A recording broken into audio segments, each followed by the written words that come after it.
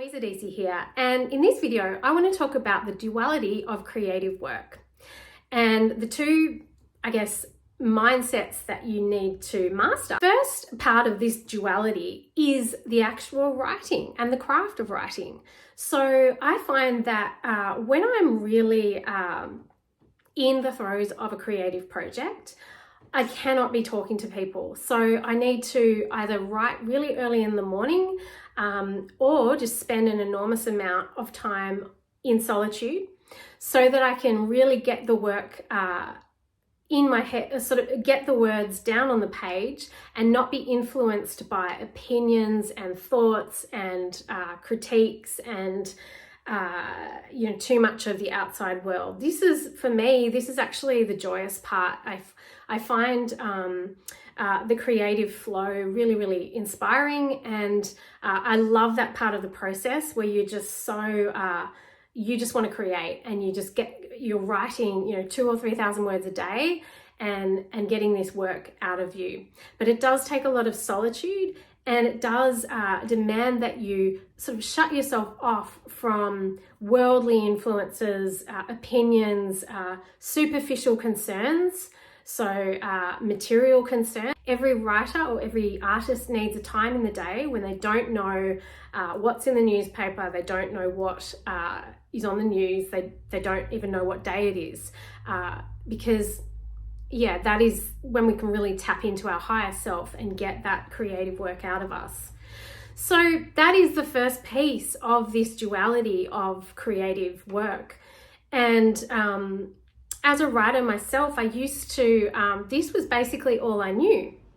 So until I was published, I spent the majority of my time in that sort of creative space. I wrote an enormous amount. I didn't know this second piece. And it's really funny because I needed to know the second piece to get published, but if I'd started with the second piece, I probably wouldn't have written anything. I need to know when to flick from one side to the other, from this creative process, which is very internal and demands a lot of solitude, to this other piece. And the other piece is selling your work.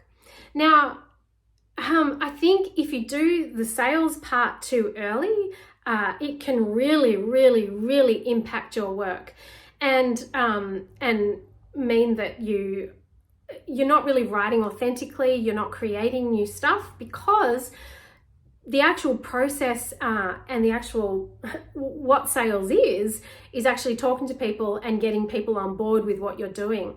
Now, you can't do that if you haven't created the thing yet.